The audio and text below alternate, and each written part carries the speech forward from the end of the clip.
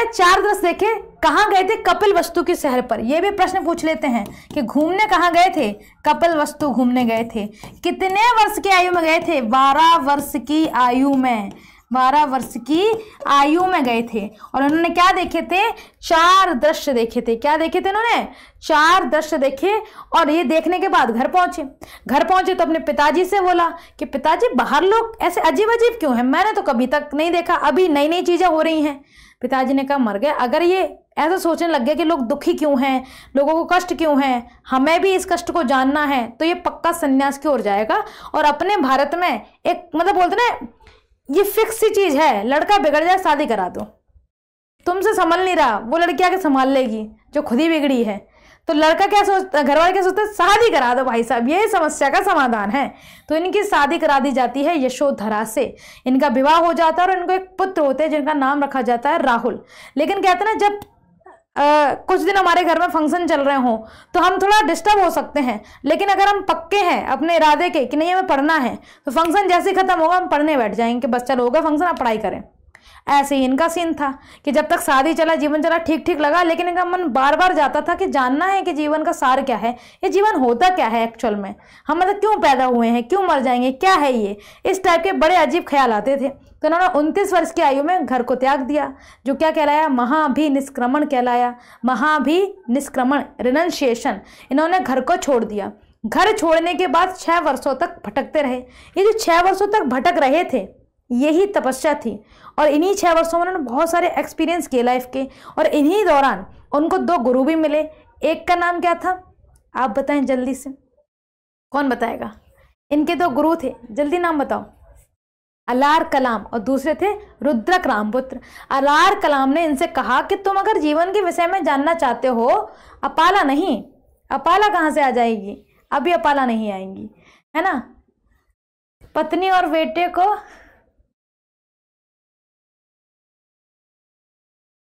पत्नी और बेटे को सोता छोड़कर चले गए, है ना, रात में। बिल्कुल, इस बात से इनकी पत्नी बड़ी नाराज थी, लेकिन बाद में पत्नी ने भी इनसे दीक्षा ली थी। कहानी सुनाएंगे कि कब दीक्षा ली और क्यों ली इन्होंने दीक्षा, और ऐसा क्या हुआ कि इनकी पत्नी ने सारी नाराजगी छोड़ के इन्हें माफ कर दिया। आगे चैप्टर में बचा हुआ है, ठीक है। अलार कलाम, इन्होंने सांख्य दर्शन पढ़ने को बोला। तो महर्षि कदम के पुत्र थे कपिल। कपिल मुनि जी ने किताब लिखी थी सांख्य दर्शन, और सांख्य दर्शन को पढ़ा गौतम बुद्ध जी ने। और कहा जाता है कि सांख्य दर्शन पढ़ने के बाद वो बौद्ध धर्म बनाने के लिए प्रेरित हुए। अभी उनके मन में बौद्ध धर्म जैसा कुछ भी नहीं आया हुआ है। आगे चलते हैं और ये भी बताएंगे कि शूद्र वर्ण के लोगों में बौद्ध धर्म की चाहत सबसे ज्यादा क्यों हुई, इसके पीछे भी रीजन आज की कहानी से पता चलेगा आपको, है ना। ऐसा क्यों हुआ? क्योंकि उस समय की स्थितियां ऐसी थी, ब्राह्मणवाद इतना ज्यादा हो गया था कि वर्ण व्यवस्था एकदम डिस्टर्ब हो चुकी थी। जो ग्रंथों में लिखा था वो गया भाड़ में, लोग अपने हिसाब से चीज चला रहे थे। और यहाँ पे भी एक कहानी आपको देखने को मिलेगी, बताते हैं क्या। और गौतम बुद्ध ने इतना ज्यादा जो निम्न वर्ण के लोग रहे उस समय, उन पे सबसे ज्यादा फोकस क्यों किया। चलो आगे चलते हैं। तो गौतम बुद्ध ने 29 वर्ष की आयु में घर छोड़ दिया और 6 वर्षों तक तपस्या की। फिर उनको अलार कलाम मिले और रुद्रक रामपुत्र मिले, ठीक है, जो उनके दूसरे गुरु हुए। उन्होंने इनको आध्यात्मिक विचारों के बारे में बताया और फाइनली जाकर के ये पहुंच गए बोध गया। बोध गया जाकर के निरंजना नदी के किनारे, ठीक है, बैठ गए। और वहां उन्होंने 49 दिन तक मेडिटेशन, मतलब 49 दिन केवल आंख बंद करके बैठे रहे। और 49 दिन के बाद उन्हें पता चला क्या, कि जीवन क्या है, दुख से भरा पड़ा है। जीवन का सत्य ही दुख है एक्चुअल में। अब इसके निवारण के उन्होंने उपाय बताए, जो 4 आर्य सत्य हैं, बिल्कुल बताएंगे इसके बारे में। अब हमने क्या पॉइंट देखे उसको फटाफट से बोर्ड पे देखते, क्योंकि वहां से बनेंगे प्रश्न। आओ देखें, 49, अच्छा 49, तुम्हारी भी हिंदी की कहानी यही है, 49, ठीक है, 49 डेज। ऐसा होता है ना, कोई शब्द रिदम में निकला जाता है, तो बस वही चीज है। तो देखें, इन्होंने विवाह कर लिया। तो 12 वर्ष की आयु में घूमने गए थे, 16 वर्ष की आयु में विवाह हुआ, वर्ष में विवाह, ठीक है। चले, विवाह किससे हुआ? यशोधरा से। ये सारे प्रश्न हैं, यशोधरा से। और इनको पुत्र हुए जिनका नाम रखा गया राहुल। क्या रखा गया? राहुल। अब देखें, 29 वर्ष की आयु में इन्होंने घर छोड़ दिया। तो 29 वर्ष में क्या किया? गृह त्याग, रिनंशिएशन, गृह त्याग किया, जो घटना क्या कहलाई, महाभिनिष्क्रमण, महाभिनिष्क्रमण। अब ये घटना है तो इसका एक चिन्ह होगा, है ना। तो देखो, ना तो घोड़े के रथ पे बैठ के जाते और ना गृह त्याग करने का मन में आता, यानी कि इसके चिन्ह की अगर बात करें तो क्या हो जाएगा, हॉर्स हो जाना है, घोड़ा हो जाना है। ठीक है, तो देखें जितने भी घटनाएं होंगी ना उनको भी याद करते जाएंगे। पीपल के वृक्ष के नीचे, हाँ बिल्कुल, अभी आते हैं। अब देखो यहाँ पर उन्हें गुरु मिलते हैं, यानी पहले गुरु मिलते हैं जिनका नाम है अलार कलाम। हिंदी इंग्लिश दोनों में लिखा हुआ है, पर हम लिख के इसलिए पढ़ाते हैं ताकि आपको चीजें याद हो हमारे साथ में। अलार कलाम जिन्होंने क्या कहा कि सांख्य दर्शन पढ़ो। सांख्य दर्शन एक पुस्तक है जो हिंदू धर्म से संबंधित है। इसे लिखा किसने है, कपिल मुनि ने लिखा है, कपिल मुनि ने, महर्षि कदम के पुत्र थे।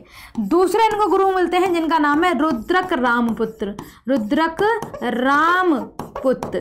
ठीक है, और 49 डेज तक, ठीक है, 7 वीक्स 49 डेज तक इन्होंने क्या किया, मेडिटेशन किया, मेडिटेशन।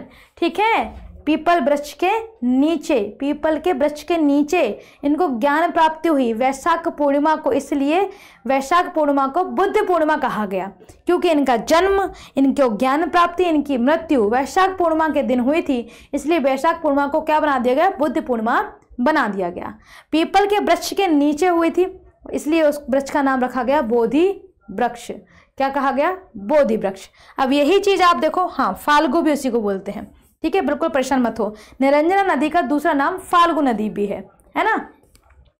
वो तो भगवान को नहीं मानते थे, हाँ, तो मैंने बताओ पूरे चैप्टर में कहा क्या कि वो भगवान को मानते हैं, बिल्कुल नहीं मानते। मैंने कहा उन्होंने मेडिटेशन किया, और मेडिटेशन किसी भगवान को मनाने के लिए नहीं होता।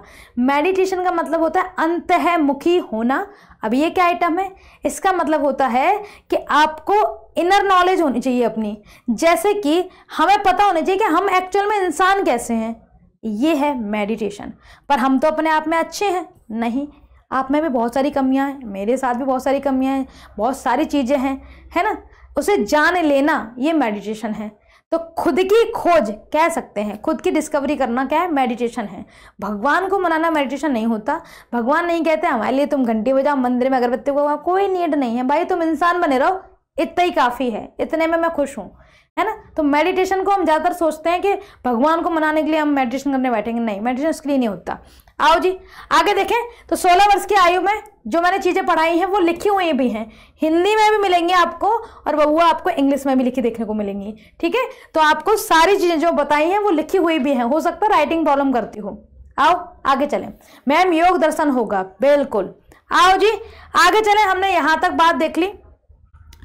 अब यहाँ पहुंचते हैं, जब उन्होंने ज्ञान प्राप्ति कर ली, नॉलेज हो जाए किसी को, तो वो चाहता है कि सामने वाला भी जो गड़बड़ी कर रहा है उसको बता दें। जैसे मैं अपने भाई बहनों को बहुत टोकती रहती हूँ, मैं बोलती हूँ कि शायद मैं अपने कॉलेज टाइम में सीरियस नहीं हो पाई, तो बहुत बड़ी एज पे आकर के हमने अपना करियर स्टार्ट किया, क्योंकि जीवन में बहुत सारे रायते फैले हुए हैं, है ना। तो तुम मत करो ये, तो हमें नॉलेज होगी ना किसी चीज़ की, तो हम अपने भाई बहनों को बता रहे हैं।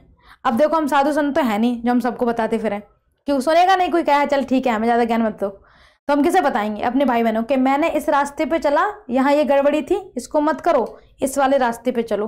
तो ऐसे ही जब इनको ज्ञान प्राप्ति हुई तो इन्होंने भी कहा कि हम लोगों के साथ अपनी इंफॉर्मेशन को शेयर करेंगे, है ना, लोगों को बताएंगे सही गलत के बारे में और अपने अनुभवों के बारे में जो मैंने सीखा और समझा। तो उन्होंने सबसे पहले उपदेश दिया।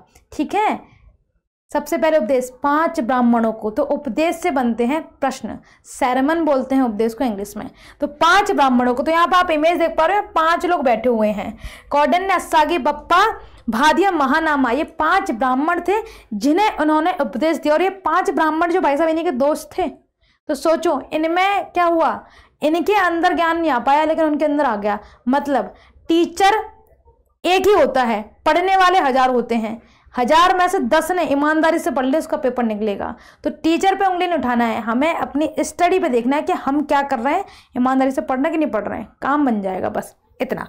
अब देखो उपदेश से प्रश्न बनेंगे, तो हम लेते हैं एक ब्लैंक पेज और सेरेमन की बात करते हैं। ठीक है, अब देखो उपदेश शब्द से क्या क्या प्रश्न बन सकते हैं। कुछ लोगों को इसका जवाब पता होगा, कुछ लोग को नहीं पता है, कोई दिक्कत नहीं, हम बताएंगे उन्हें। ठीक है, देखें जरा, यहां देखो सबसे पहली बात वो पूछ सकते हैं कि जो उपदेश है उसकी भाषा क्या थी, लैंग्वेज ऑफ सेरेमन। और क्या पूछ सकते हैं, सर्वप्रथम किसे दिया, फर्स्ट सेरेमन किसे दिया गया, तो प्रथम पूछ सकते हैं, प्रथम उपदेश किसे दिया गया। अच्छा मैं उपदेश नहीं लिख रही हूँ, प्रथम लिख दूं, उपदेश यहाँ लिखा हुआ है तो कॉमन वर्ड है, यहां से उठा लेना है ना। आओ पूछ सकते हैं कि अंतिम किसे दिया, पूछ सकते हैं सबसे ज्यादा कहां दिए, सर्वाधिक। जैसे हम अपने एक कजिन उसको सबसे ज्यादा समझाते हैं तो सर्वाधिक किसे दिए गए, है ना। और क्या पूछ सकता है, ये पूछ सकता है कि उपदेश की भाषा हो गई, प्रथम हो गया, अंतिम हो गया, सर्वाधिक हो गया। प्रथम उपदेश क्या कहलाया,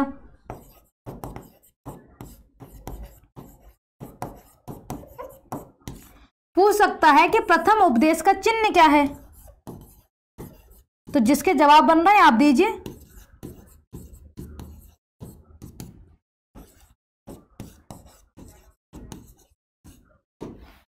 बाकी के हम देते हैं।